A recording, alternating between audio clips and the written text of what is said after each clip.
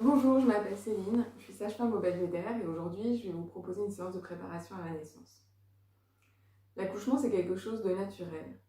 Les femmes accouchent depuis la nuit des temps, les femmes savent accoucher et elles ont les ressources en elles pour mettre au monde leur bébé.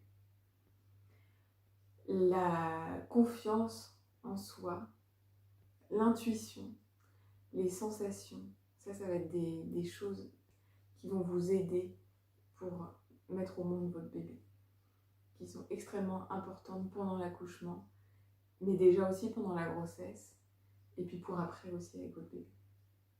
Les séances de préparation à la naissance sont là pour vous accompagner, pour vous guider, pour vous donner des outils. Donc moi je vais vous parler là plutôt des postures de votre bébé et des vôtres. Le bassin. Ici vous voyez les épines sciatiques, ça fait comme un rétrécissement au milieu du bassin. Et c'est pour ça qu'on dit que le bassin a une forme de sablier. Un bébé.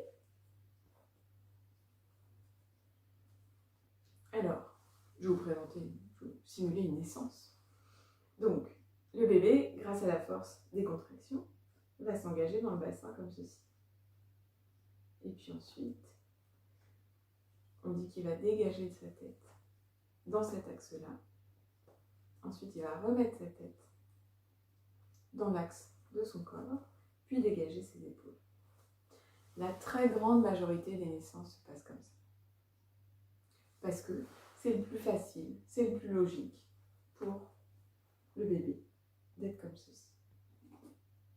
Et du coup, on comprend bien aussi que si le bébé a la tête un peu comme ça, ou se présente comme ça, et bien évidemment, ça peut être plus compliqué. Quand je dis compliqué, c'est en général plus long. Alors, pendant le travail, du coup, et l'accouchement, le bébé, lui, va mobiliser un petit peu sa tête comme ça pour trouver la meilleure façon d'appuyer sur le col et de descendre et de naître en fait. Et donc la femme, elle, peut à son tour mobiliser son bassin pour proposer à son bébé différentes options pour que la naissance se fasse plus facilement.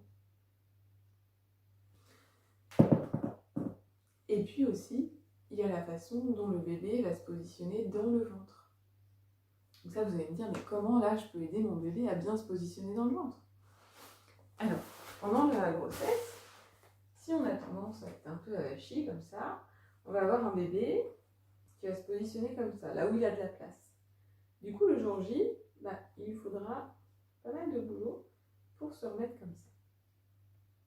A contrario, si on est plutôt cambré, on va avoir un bébé plutôt en avant, comme ça, avec le bassin là, le col de l'utérus au-dessus, et le bébé aura aussi pas mal de boulot pour du coup venir se verticaliser au-dessus du col pour que les contractions soient enfin efficaces, puis ensuite descendre dans le bassin.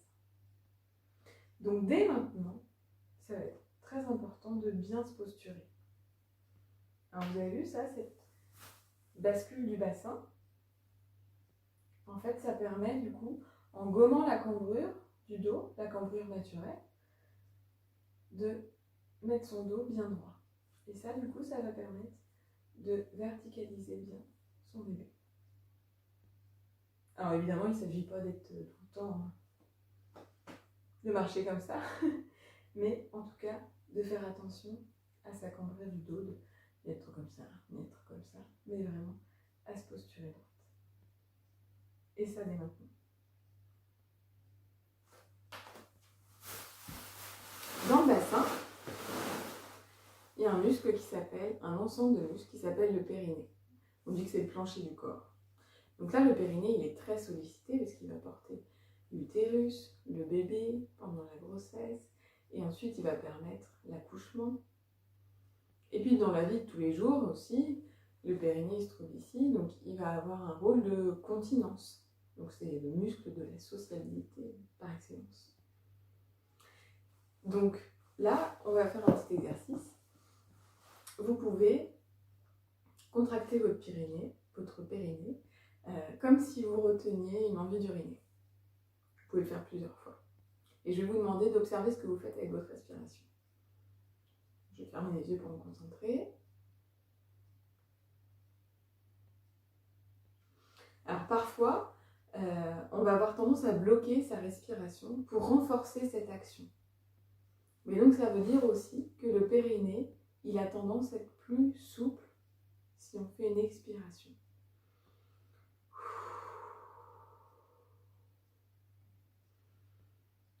Donc pendant le travail, pendant l'accouchement, du coup, pour avoir un périnée détendu et souple, il faudra plutôt souffler.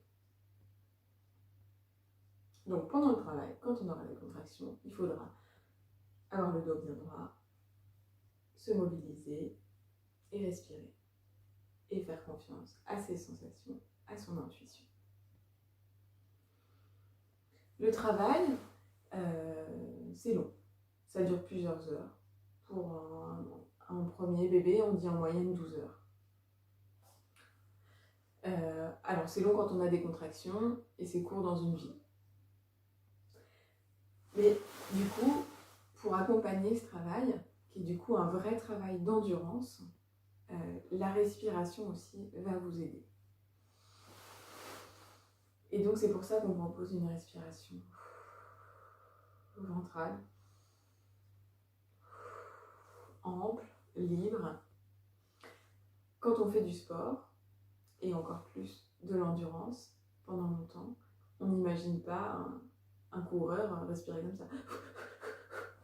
Là, on sécrète rien de bon pour son corps quand on fait ça. Du coup, un effort musculaire plus une bonne respiration vont faire sécréter des endorphines. Les endorphines, c'est la molécule, c'est la morphine naturelle du corps. Donc ça veut dire que quand vous aurez des contractions, si vous avez une bonne respiration, vous sécréterez aussi des endorphines. Alors vous n'allez pas redemander encore des contractions pour le bien-être, mais n'empêche que ça va vous permettre d'aller plus loin. La respiration, elle va être vraiment primordiale.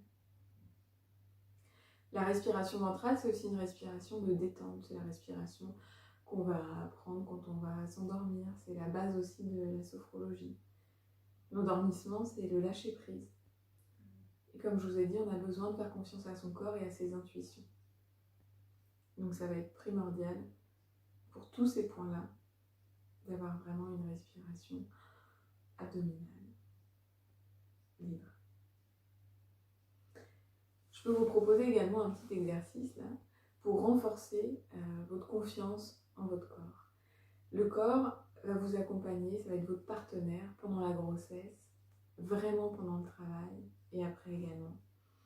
Et du coup, on a besoin vraiment de valoriser ses compétences en ce moment et de faire grandir la confiance que vous avez en lui. Et donc pour ça, vous pouvez tout simplement faire un exercice en pensant aux 5 sens et à tous les petits bonheurs qu'on vit tous les jours, de façon simple, avec son corps tous les jours. Donc ça peut être par exemple, voilà, je me lève le matin, j'ouvre les volets, c'est le printemps, il fait beau, c'est chouette. Ensuite, je descends dans ma cuisine, puis je sens le thé ou le café que je vais me préparer. Et puis, je vais prendre mon petit déjeuner, je vais le déguster. Et puis, je vais prendre dans les bras mon conjoint, mon partenaire. On va se prendre dans les bras, ça va être agréable. Et puis, je vais aller écouter ma musique préférée. Voilà, donc tous les jours, on vit des petits moments de joie, de bonheur, très simples. Et voilà, et en y pensant tous les jours, vous allez en ce moment renforcer la confiance dans votre corps, qui va vraiment être primordial pour ces prochaines semaines et les prochains mois.